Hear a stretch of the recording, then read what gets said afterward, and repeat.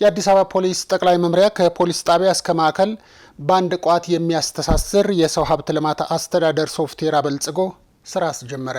ዘገባውን ረዳት ሳጅን ፍጹም በቀለ አዘጋጅቶታል። የአዲስ አበባ ፖሊስ ጠቅላይ መምሪያ ሀገራዊ ሪፎርሙን ወደ ተግባር በመቀየር ፖሊሳዊ አገልግሎቶችን በቴክኖሎጂ በማስደገፍ በርካታ ስራዎችን እየሰራ ይገኛል።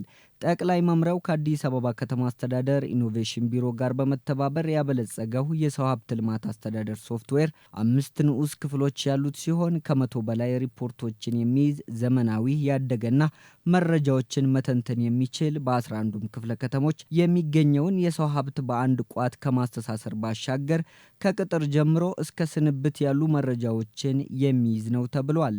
የአዲስ አበባ ፖሊስ ጠቅላይ መምሪያ አዛዥ ኮሚሽነር ጌቱ አርጋው በሶፍትዌሩ ማስጀመሪያ ስነ ስርዓት ላይ በመገኘት ባደረጉት ንግግር የበለጸገው ቴክኖሎጂ የተለያዩ ስራዎችን ለማቀላጠፍ የሚረዳ መሆኑን በመገንዘብ ለውጥ ማምጣት በሚችል መልኩ መጠቀም ተገቢ ነው ብለዋል። ፖሊስ መዘመን አለበት። ሲዘመን ፔሮል ሲስተም ከክፍያ ጋር ይሄ የምንለው ብልሹ አሰራር ከሰው ሀብት ልማቱ ጋር የሚያያዙ ከእድገት ከዝውውር ዋቴቨር ብዙ ነገሮችን ማኔጅ ለማድረግ ከምንም ነገር የጸዳ ስራ ማለት ነው ቴክኖሎጂ ማለት። በተገቢው ተገንዝበን ግን መፈጸም ይፈልጋል። ከወረቀት ማዞር ስራ ሌሎች ከውጭ የሚመጡ ማመልከቻዎች መልክ እስክናስይዝ ድረስ የራሳችን የውስጥ የሁማን ሪሶርስ ማኔጅመንት እና ተያያዥ የሆኑ ጉዳዮች ወደ ቴክኖሎጂ ያመጣ ትልቅ ሊባል የሚችል ቴክኖሎጂ ነው። ሶፍትዌሩን በማበልጸግ ሂደት ውስጥ አበርክቶ ከነበራቸው ግለሰቦች መካከል ያነጋገርናቸው ሲኒየር ሶፍትዌር ዴቨሎፐር ዘአማኑኤል አበራ በበኩላቸው ሶፍትዌሩ የተቋሙ አመራርና አባላት ከቢሮ ወደ ቢሮ መዟዟር ሳይጠበቅባቸው ስራዎችን ባሉበት ቦታ ሆነው መከታተል የሚያስችላቸውና የወረቀት ስራዎችንም የሚያስቀር እንደሆነ ገልጸዋል።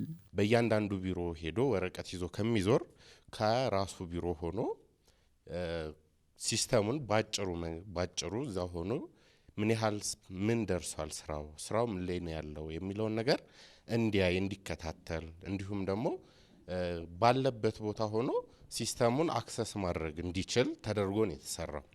ይህ ማለት ደግሞ ምን ማለት ነው? ይህ ሲስተም አንድ አባል የራሱ የሆነ የመግቢያ ዩዘርና ፓስወርድ ይኖረዋል።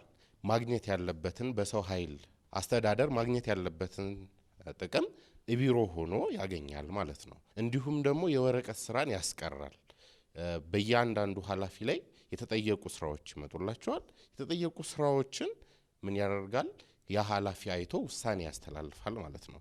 ከጣቢያ እስከ ዋና ጠቅላይ አዛዥ የምንለውን ሁሉ የስራ ሂደቱን ጠብቆ የሚያስኬድ ሲስተም ነው ማለት ነው።